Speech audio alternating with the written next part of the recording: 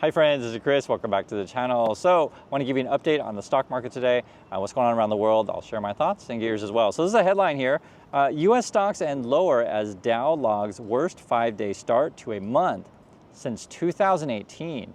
And if you've been following the market this week, it has just been really, really volatile. Monday, we had crazy moves to the downside. It looked really, really scary. We're comparing it to 1987.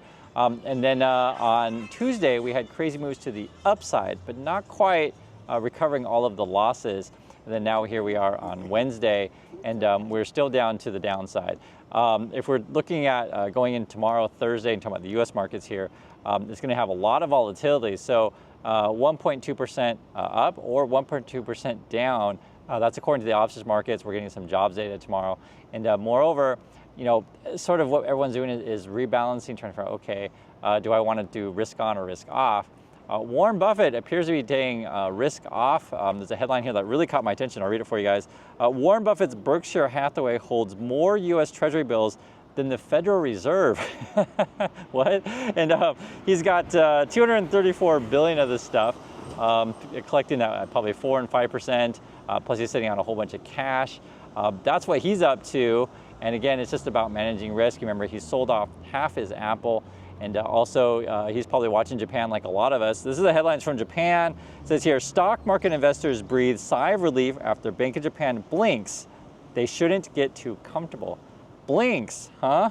And that's kind of what we're talking about here. Basically, Japan was like, yo, we're going to raise rates, okay? That's our plan. The markets then freak out because then we get weak data, jobs data from the USA, and you know, the US is like, you know, we're going to cut rates. And then suddenly, if you're in that carry trade, I'm sure you guys heard a lot about that. You're basically using cheap yen to go into other assets that have higher yields. Suddenly, you know, the math doesn't work out anymore. And a lot of people were trying to get out of said trade. We actually don't know how big that is. I've been reading different things around the market, and they keep saying the same thing. We don't know. We just know it's really, really big because, you know, the way these things work is like, you would have to get data from every single hedge fund out there, every single retail, you know, investor out there, and figure out where the money's going. Is it going to the peso? Is it going to U.S. tech stocks, et cetera? But we do know it's large, and also too in Japan. And I told you guys before on the channel, the Japanese actually tend not to trust their markets. They got burned badly in the 90s. They've had like this flat period for a long time. And they're like, hey, I mean, everyone's buying NVIDIA, Bitcoins, et cetera. Let's go ahead and do that. And it's actually been really interesting to watch all of this stuff go nuts. Guys, I live here in Korea, and we get different news than you get. So like, for example, in Japan, so since the currency's been really, really low over there, it's been really, really cheap for people from Korea to go visit Japan. It's been all over our news, like, hey, you want a cheap vacation, go to Japan. It's like, because you probably don't get these kind of news. And I mentioned that to you, you know, but it's harder for you guys to, you know, go over the pond to Japan than for us. But it's been just a really interesting. And then in Japan, because all of these, like, you know, foreign tourists are coming in, and, you know, yes, it gives them business, but it kind of makes them feel weird because, you know, their currency has like really been devalued. Or we could say just the what do I call it, the gap between you know, foreign currencies and their currencies has been really, really sharp. Is that like people come and they're like talking about how cheap everything is, like how great it is, it's so cheap, and it's like, you know, for Japan, it's generally not a cheap country to go visit, right? And so psychologically, that's been kind of strange. And it's actually really interesting to sort of watch this whole thing unfold. You would think it would be, you know, good for Japan. Hey, let's welcome those tourism dollars. But then from the Japanese perspective, if you're a local person, you're like, well, this is not fun. I can't go anywhere, right? And all these foreign tourists are coming here because remember, their currency is weak, so it's expensive for them to, say, travel to the USA, for example. And it's interesting because this actually relates to what's happening to USA. We had some consumer stuff, earnings. I think it was Airbnb, Disney, I think it was like Marriott, multiple consumer brands like Coca-Cola, McDonald's, these kind of things. And they're all reporting a weaker consumer. Let me read the headline of that one. I'll just show you what the article was. It's right here. It's U.S. consumer spending slowdown weighs on travel and leisure groups. And they were talking to Disney. And Disney was saying, hey, our margins might be hurt. We have higher labor costs and higher food costs, right? So that hurts your margins. And it was just recently we were talking about this where the Disney workers were basically threatening to strike. I don't know if that's been resolved yet. I know that they're not going to strike, but I don't know if the exact terms of the deal, if they're, union heads have figured out something. But essentially, Disney's got to pay people more, right? So you got shrinking margins there, and then you got less customers coming in because everything's too expensive. Moreover, right, the U.S. consumer is running out of savings. The thing is like when we talk about consumers, and I mentioned Japan kind of sentiment with consumers over there, but when we talk about, say, consumers in USA, it's like 2/3 of the economy. So if people aren't buying stuff, or if they're not going to an Airbnb, so I think Airbnb stock was down like 15% or something like that. Like it weighs down everything, right? To keep this whole thing going, to keep the musical chairs going, essentially, you got to keep people playing. And if people don't have money to play, right, the U.S. consumer, then everything slows down. And then also too, you have the slowdowns in China. The hotels, they were saying, people are traveling, but I think I mentioned, I can't remember, but the Americans aren't traveling internally. The richer ones, that is, because dollar's so strong, just go abroad. And it's been kind of the same thing here in Korea. We went on vacation recently to Vietnam, and yes, we totally could go on vacation in Korea, and we did a vacation in Korea earlier this year to Toyang. You can find my videos on the vlog on that. But in comparison, it's cheaper and for us just to go abroad to another country than it is to stay locally. So that's the same thing for U.S. as well. It just depends what the currency exchanges are. And I guess, like I said, when you guys leave the country, you'll see the movements of the dollar and stuff like that, and movements of foreign currencies matter a lot to decisions. One of the things that because we're talking about currency changes here, I think there was someone in the comments that was saying hey, I'm from Portugal. We don't do anything with USA or anything like that. Here's the thing that you may not realize. So often food, oil/energy is traded in dollars, right? And so if you're in a currency that's not dollar, and so say emerging market, that kind of stuff gets really expensive for you. Moreover, you may not know that. Let's say, for example, you don't think you're buying anything from the USA. You're like, I don't buy any TVs or cars from the USA or whatever. But your country may be getting food or energy from the USA. So that's something. And I can't speak to Portugal, so I don't know exactly your situation. But I'll just say a lot of countries do get food from the USA. Some to some chagrin. I've talked about that before on the channel, where you may or may not know this, but you'll find in countries, and I think it was UK, and I can't remember if other countries, I don't know which ones, we talk about foreign channel, but will actually protest if their government takes too much US meat, because frankly the US meat quality is not that good. And I know it's kind of a shock to hear, but and please, people from the UK, chime in, or other countries that you've had protests in yours. We've had it here in Korea, where we're quit sending us US meat, it's no good, stop doing it. Actually here we have a choice. We can take the local Korean, we go to the grocery store, and it's there's different sections. You have the local Korean meat, and then you have the Australia meat, and then you have the US meat. Someone was saying in the channel, though, in the community, was saying that the New Zealand meat's not bad. So I have no comment. I don't know if we get meat from New Zealand. I'm just not sure. We probably do. I'm just not sure. And then actually, it's funny, now we're on this topic. When you go to restaurants here in Korea, they will say, our vegetables aren't vegetables now. Our vegetables are from Korea. Sometimes, though, the vegetables are from China, and they don't say anything. And consumers here are really concerned about that. They'd rather have local vegetable opposed to vegetables from China. People trust the local food more than stuff that's imported from other countries. It depends on the country, of course. And we get stuff from Vietnam also. I like kind of more tropical fruit kind of stuff. Anyway, that's kind of a sidetrack on meat, but I guess the point I'm trying to say is the goods that move around the world and the currency move around the world affects us all in different ways, and it depends, where you are in your neck of the woods. These are some other things. There's some of the weakening consumer or weakening economy in USA. Zillow, their CEO stepped down. Here's the headline: Rich Barton departs as Zillow CEO, passing reins to top deputy.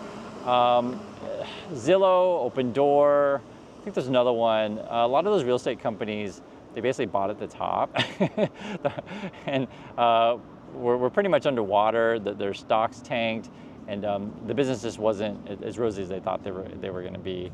I remember, I can't remember. I think it was Zillow. It was the earnings call was 2 years ago, and it just didn't sound like they knew what the heck they were doing. If you guys heard that earnings call, I remember. I want to say it was 2 years ago, and it didn't inspire a lot of confidence in the base of the stock tanked after that. So it's interesting that they're changing CEOs now. Moreover, you have Airbnb. I mentioned that before. Here's the headline: Airbnb shares fall 14% as travel industry grapples with grim forecasts. And I mentioned the hotels thing. They were saying, people are traveling, but they're not necessarily going like full out luxury and getting the big packages or doing all the crazy activities. It's kind of like if you go to Disney, you're going to go to Disney this year still, the parks, but maybe you're not going to buy all the toys for the kids, right? You get there and you're like, okay, kids, just be happy with the rides. Don't ask for toys, it's too much. Moreover, we have this one. This is actually really interesting. Facebook, or Meta, I should say. I'll read that on here. Facebook parent Meta raises $10.5 billion in bond deal as borrowers tell them to turn to the market. So corporate bonds may not being a thing. They're actually offering more than the Treasury right now. So I'm looking at this chart here. I'll pull it up. I think it's 4.64, and they're offering like really crazy ones. It was like 30 and 40-year ones were the longest duration ones. So we'll see how many people are going to get into those things. And then you can see the other ones here. You got Google's doing it, Amazon, Microsoft, and NVIDIA. And then also too, guys, I want to mention, because yes, we talk about our financial markets, right? We talk about those things, but I don't want to ever ignore other news around the world or what's going on in politics. And right now, unfortunately, we have a lot of bad situation in the UK. And I know we have a lot of viewers in the UK, and I just say this, I hope you're safe. I saw this headline today. It says, banks send UK staff home early on worries of new far-right riots. And you also have this, UK shops shut over fears more violence as rioter jailed for 3 years. It is not just one city, it's like several cities.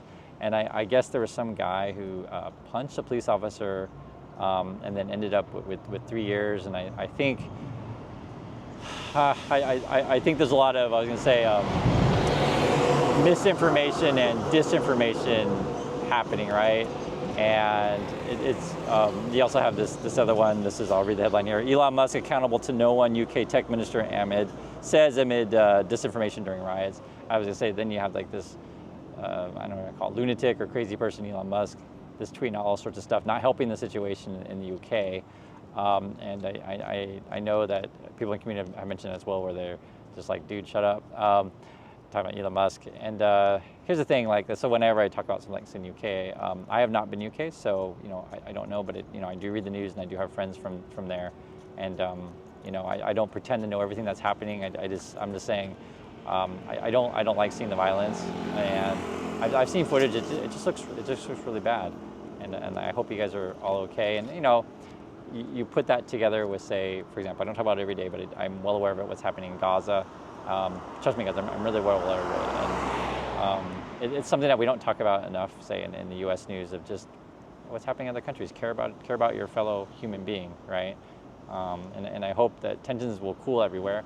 I'm also practical. I know that that it's not good, and I've mentioned this before on the channel. Let's mention it again. And so for me personally, as my wife and I, we talk about it every day. Is this is why you save and invest and put you and your family in a situation that's safe, right? And you can define that however you like. For me, it's just move to a place that's safe, where you don't have to worry about that kind of stuff. And I know it's very, very stressful if you're in the UK, where like it feels like there's nowhere to go, right? They're saying like they're closing banks early and things.